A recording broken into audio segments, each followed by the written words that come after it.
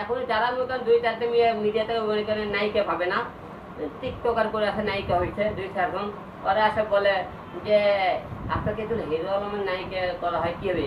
কয় না না না না, অন্য লোকের নাম বলে হিরো আলম সেই কিসের হিরো? আরে বেটে তোরা তো টিকটকার, হিরো মানে বুঝে হিরো কিভাবে হয়? কত লড়াই সংগ্রাম কাটতে তোরা তো 6 মাসের আজ আছে চাল নাই। তোরা যারা বড় বড় কথা বলে হিরো আলমের নাম শুনলে তোর আমি ঘৃণা ঘৃণা করে, হ্যাঁ লাখে দেনে কি জানে গন্ধ লাগে হিরো আলমের নাম শুনে।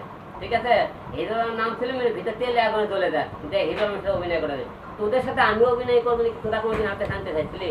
তোরে একটা সাংবাদিক প্রশ্ন করলো তো অভিনয় করবি না, তুই আগে জানিয়ে রাখবি হিরো আলম অভিনয় করবি নাকি? কারণ হিরো আলম তোর থেকেও নাম ডাক বেশি।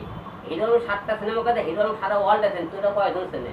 তা তোর সাথে অভিনয় আমি করবো নাকি সেটাকে তোরা ভাববি। তারা নায়িকারা বড় বড় কথাবার্তা মডেল, নায়িকা না তোর মডেল।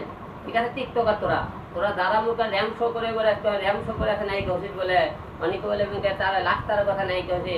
তোরকে এত মুখের তোদের মধ্যে মন শক্ত বলে কিছু আছে? তো আর্টিস্ট বলে বুঝিস, আর্টিস্ট গুলো মন হতে হয় নরম, তাদের মন থাকবে নরম, তাদের মধ্যে অহংকার থাকবে। তোদের মধ্যে অহংকার, তোরা কিসে আর্টিস্ট মনে করিস রে নিজেকে? অভিনয়ের কথা বলে, নায়িকের কথা বলে, তাই কথা কথা হিসাব করতে পারা বলবি তোরা। তোরা অনেকেই দেখিস মিডিয়াতে মডেলতে আমার নাম বললে, তোদের আমার নাম বললে তোরা প্রয়োজনে স্কিপ করে দেবে। আমি এই বিষয়ে কথা বলতে চাই না, কিন্তু আমাকে নেগেটিভ কথাবার্তা বলবি না।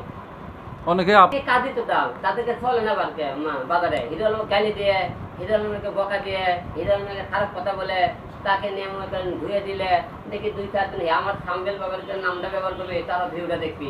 ওরা চেনে কি? ওরা দেখবি কি? ওর কোন যোগ্যতা দেখবি? যে তুমি সাদা সামলালে ওরা দেখে ওর কি যোগ্যতা আছে অভিনয়, যে তোকে এই অনুযায়ী দেখবি। আমরা অনেকে দেখি যে এগুলো তো হিরো আলমকে ব্যবহার করে কিন্তু অনেকেই মার্কেটে আসতে চায়।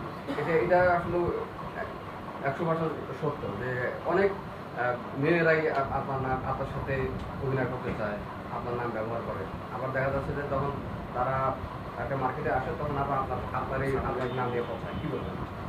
আসলে কিছু কিছু লোক আছে তাদের মনে করেন তারা কিছু লোক টার্গেট করে যে এই লোকটাকে একটা নেগেটিভ কথা বলে এই লোকটাকে একটা বললে মানে আমি ভাইরাল হতে পারবো।